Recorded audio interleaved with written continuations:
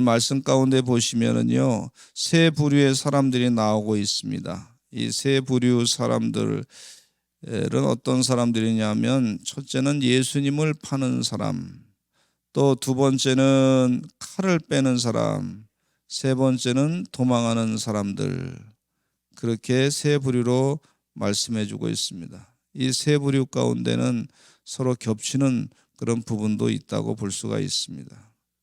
이 성경 말씀을 읽으면서 나는 어떤 부류에 속한 사람인지 한번 자신을 돌아보는 그런 시간이 됐으면 좋겠습니다.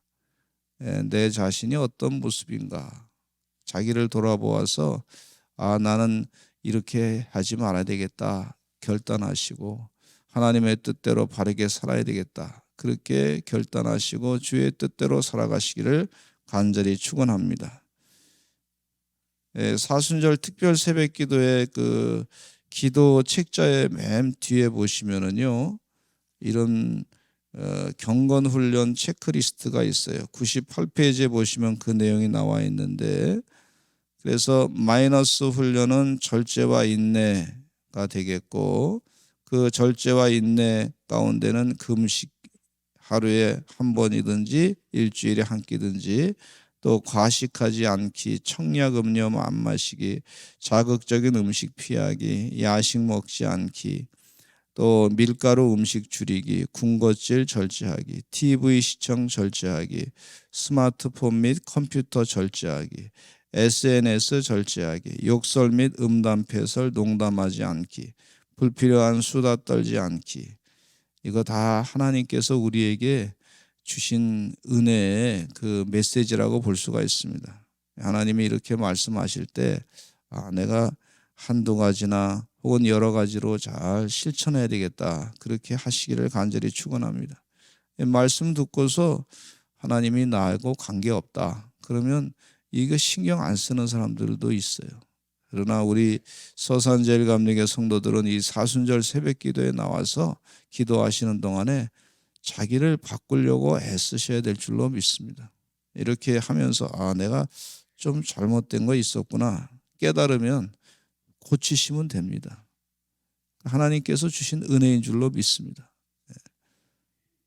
또 플러스 훈련은 주일을 성수하고 낮 예배, 저녁 예배, 새벽 기도에 참석하고 수요 기도에 참석하고 9시 기도에 참석하고 가정 예배를 드리고 큐티인으로 큐티하고 신약 성경 한 번 통독하고 독서로 하고 일일 한 번 감사 제목 찾고 말씀을 암송하고 집안을 청소하고 전도하고 다른 사람을 칭찬하고 이런 것들을 행하시기 바랍니다. 예수님 생각하면서 우리 주님께서 그렇게 하시기를 원하고 계시다 생각하시고 그렇게 행하시기를 간절히 축원합니다. 이건 내가 다른 것에서 세상적으로 큰 일을 하는 거, 다른 사람에게 보이기 위해서 하는 거, 근데 그것도 하나님께서 때가 되면 기회가 되면 그렇게 하게끔 기회를 주십니다. 그러니까 이 지금 현재 이 본문 말씀을 읽으면서 내가 예수를 파는 자인가, 내가 칼을 빼고 내 인간의 방법으로 예수님을 보호하겠다고 그렇게 아주 격정적인 마음을 갖고 있는가. 그건 하나님의 뜻이 아닌데 인간의 방법으로. 또 내가 도망하는 사람인가. 이 말씀 들으면서 이거는 내가 나하고 관계없지 그렇게 생각하는 사람인가. 이거 하나하나 좀 잘 자기를 돌아보아 작은 변화가 진정한 부흥이 되는 줄로 믿습니다. 진정한 부흥은 나의 삶 가운데 작은 생활 가운데 습관이 영적 습관으로 바뀌는 것이 진정한 부흥 가운데 중요한 요소인 줄로 믿습니다. 회개하고 내 삶의 방식을 주의 뜻대로 바꾸고 변화시키는 것이 참된 부흥인 줄로 믿습니다. 할렐루야. 그래서 오늘 말씀에 보면 예수님을 파는 자라고 말씀해 주고 있는데, 주의 은혜 가운데 내 생활로, 내 말로, 내 생각으로 예수님을 파는 자가 아닌가. 자기를 한번 돌아보셔서 내가 정말 하나님의 뜻대로 예수님을 사랑해야 되겠다. 예수님을 팔아버리지 아니하고 그렇게 사랑하는 마음으로 자꾸 자기를 돌아보아 영적인 지혜를 가지시기를 간절히 축원합니다. 첫째, 예수를 파는 자는요, 가룟 유다라고 볼 수가 있죠. 가룟 유다는 예수님으로부터 회심할 기회를 여러 번 들었어요. 기회를 그가 받았어요. 그러니까 예수님을 은삼심에 팔아버리겠다고 하는 그런 생각을 가졌을 때 예수님은 같이 식사를 하면서도 여기 내 그릇에 같이 손을 넣는 자가 나를 팔 자다 그렇게 얘기하고 가룟 유다에게 분명하게 네가 나를 팔 것이다고 하는 그 메시지를 분명하게 줬어요. 그러니까 나는 아니다 그렇게 얘기했어요. 그 기회가 왔는데 그러면서 예수님이 그때 뭐라 하셨냐면 이 사람은 차라리 나지 말았으면 태어나지 않았으면 좋았을 것을 이렇게 얘기하고 있어요. 이 예수님을 판다는 것은 결국은 지옥에 가는 거다 그 얘기입니다. 지옥에 가지 말아야 될 사람인데 예수님이 선택해서 제자로 만들었는데 예수님을 따라다녔으면 이 예수님을 팔지 아니하고 다른 사람들이 이미 로마 군사들이 또 다른 유대의 지도자들이 예수님을 팔려고 이 예수님을 잡으려고 혈안이 되고 있는데 가룟 유다 아니래도 그렇게 할 거란 말이죠. 근데 굳이 가룟 유다가 나서 가지고 예수님을 팔아버리겠다. 예수님이 아시는 거예요. 너무 안타깝다. 왜 하필이면 너냐? 내 제자냐? 예수님이 걱정을 하시는 거죠. 아니 은 30냥이 도대체 뭔데? 그거 가지고 평생 뭐 인생을 바꾸는 것도 아닌데 그거 가지고 뭐 하려고 그러는지 왜 예수님을 팔아먹으려고 하느냐? 이렇게 예수님께서 또 가룟 유다에게 사랑하시면서 기회를 줬어요. 발을 씻겨주시고 말이죠. 예수님께서 그들과 같이 식사를 또 하시면서 그러면서 기회를 주었단 말이죠. 근데 예수님을 파는 그 가룟 유다는 그 마음 가운데 자기의 모든 행동이 정말 예수님의 반대적인 입장에서 그렇게 움직였던 것을 볼 수가 있습니다. 우리가 예수님을 파는 행동을 우리가 어떻게 하는지 자기를 세세하게 돌아보시기를 간절히 축원합니다. 그래서 예수님을 파는 행동을 하지 말아야 되겠다. 그렇게 자꾸 자기를 돌아보시기를 간절히 축원합니다. 이전에 예수님을 따라갔던 사람들 가운데 예수님을 반대한 그런 사람들이 많이 또 생겼던 안타까운 역사적인 현실이 있습니다. 스탈린이라고 하는 사람이 신학교를 다녔어요. 신학교 다니면서 예수님을 인격적으로 만났어야 되는데 그 스탈린이 말이죠. 그곳에서 공산주의자들을 만났어요. 누굴 만나냐고 하는 게 참 중요합니다. 그래서 스탈린이 말이죠. 신학교 다니다가 신학교를 집어 던지고 목회자의 길을 가는 걸 집어 던지고 결국은 예수님에 반대되는 그런 입장에서 공산주의 그 지도자가 돼가지고 예수 믿는 사람을 얼마나 많이 죽였는지 몰라요.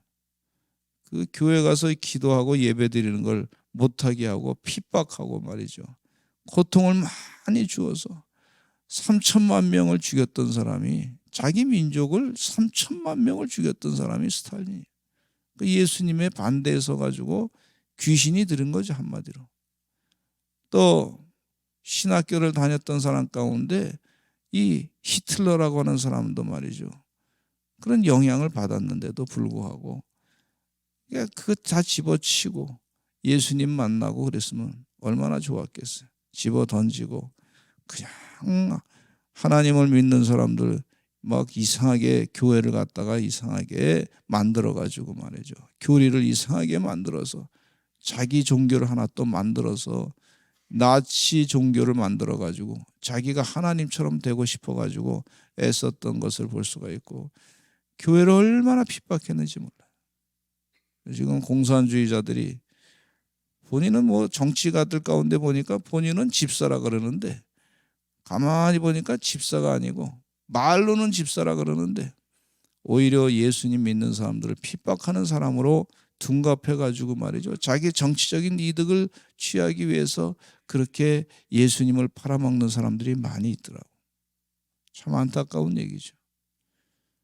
김일성이 친척이 집안이 예수 믿는 집안이었어요. 삼촌이 뭐 강반석이라고, 이름이 반석, 베드로라고 하는 그런 이름의 뜻 아닙니까?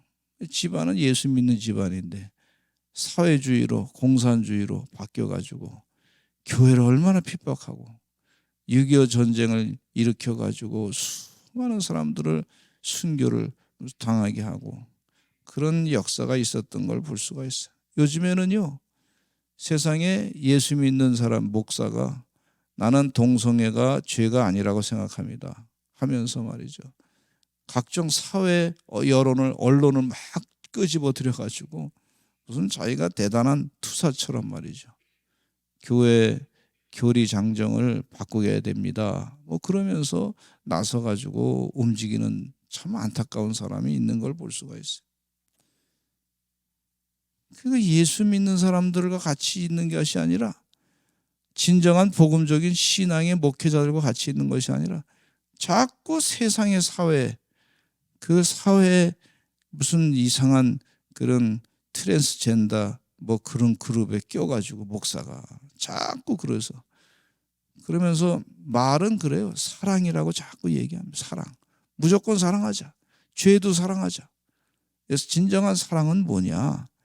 예수님 말씀처럼 죄는 죄다. 하나님께서 분명히 말씀하셨어요. 이 죄의 대가를 지불해야 된다 하는 겁니다. 내 죄를 죄라고 얘기도 하지도 아니하고, 그것은요 사랑이 아니라 사람을 방종으로 만드는 것이고, 그러니까 한마디로 너 원하는 대로 사십시오. 네가 생각나는 대로 사십시오. 그럼 사람 다 망가집니다. 여러분. 당신이 원하는 대로 막 살다가 인생 망치든지 말든지 알아서, 그게 사랑이라는 거예요. 우리 아이들 말이죠, 키울 때 네가 원하는 대로 마음대로 해라. 그거 다 망가집니다. 사람이요. 하나님의 뜻이 이거고 또 나라의 질서가 이거고 법과 제도가 있는데 이걸 잘 지키지 않으면 너한테 큰 피해가 올 것이고, 그러면 기회가 감옥에 갈 것이다. 대한민국의 이 자유로운 나라에 왜 감옥이 있습니까? 그게 다 사랑이에요. 사랑. 잘못된 것을 행하지 마시오. 성폭력을 행하지 마시오. 그렇게 하지 않습니까? 근데 자꾸 이 가룟 유다가 예수님에게 이제 사람들한테 작전을 짜가지고 내가 예수님에게 가서 입 맞추면 그러면 그 사람이 예수님인 걸 알고 그 사람을 잡으시오. 그렇게 신호를 보냈단 말이죠.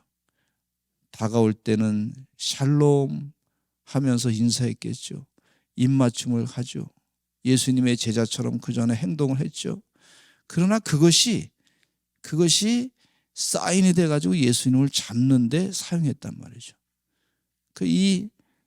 이 동성애자들, 그걸 추구하는 그런 사람들 가만히 보면은 말은 사랑이라는 말을 참 많이 써. 사랑이라.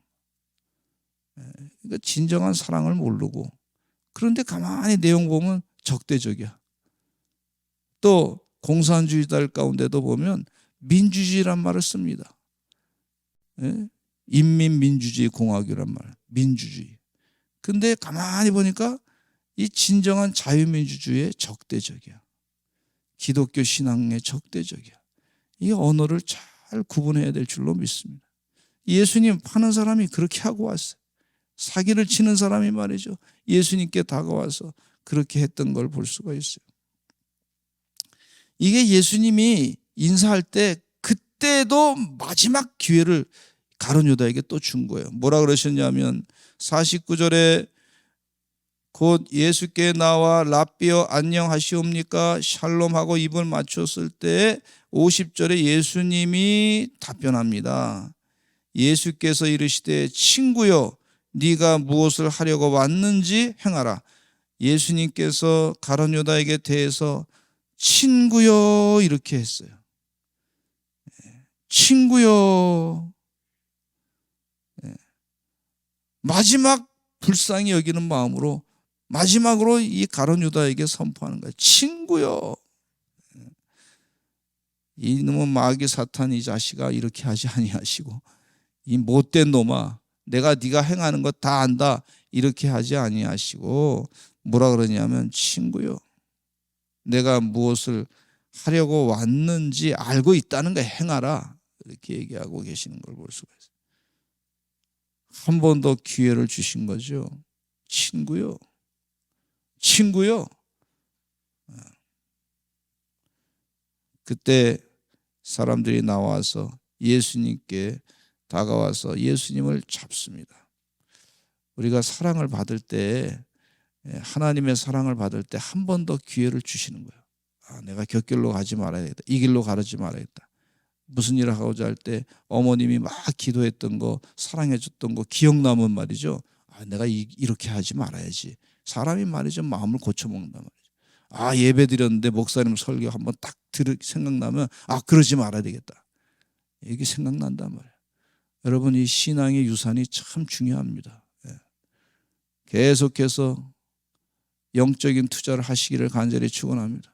우리 자녀들 앞에서도 말이죠. 기도 많이 하시길 간절히 축원합니다. 곁길로 가려고 그래도 우리 어머니와 아버지가 말씀 보고 찬송 부르고 기도하고 눈물로 하나님 앞에 간구했던 거 탁탁 기억나가지고 그게 성령의 역사죠. 그게 참 이 중요한 그 결단할 때 잘못된 길로 가지 아니하고 그렇게 해야 되겠다 생각을 이게 예수님께서 여러 번 이 가룟 유다를 만나지 않습니까? 이 장면 가운데 같이 제달과 식사하고 말이죠. 또 만나고 지금 또 만나는 거 아니에요? 마지막 순간에.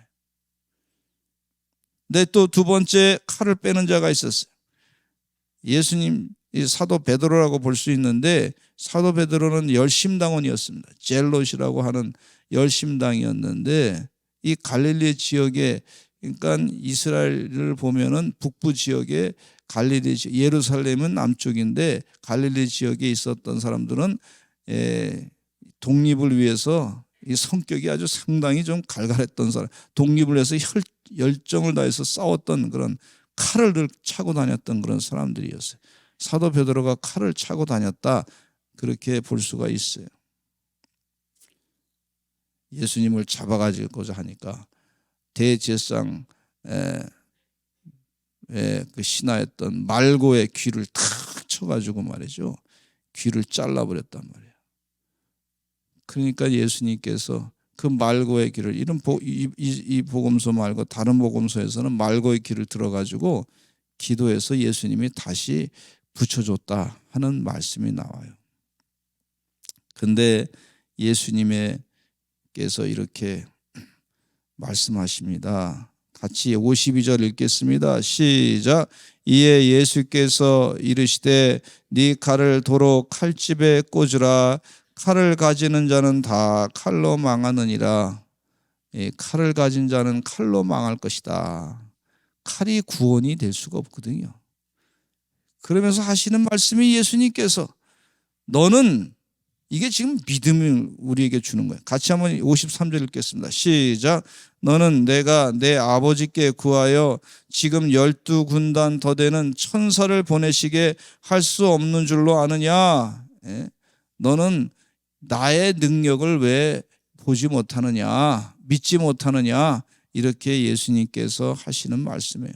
지금 12군단 되는 천사를 보내시게 할 수 없는 줄 아느냐. 12군단이면요 보병 한 군단이 보병이 6,100명이라고 볼 수가 있는데 6,100명에 12군단 하면은요 보통 한 7만 명 정도 된다고 볼 수가 있습니다. 그 군단을 한 번 기도하면 하나님께서 천군 천사로 보내신다 그런 얘기입니다. 하나님의 능력을 왜 믿지 못해? 엘리사가 말이죠, 수많은 천군과 천사를 엘리사를 주변으로 호위했던 것을 엘리사의 종이었던 게하시가 눈을 떠가지고 나중에 보지 않습니까?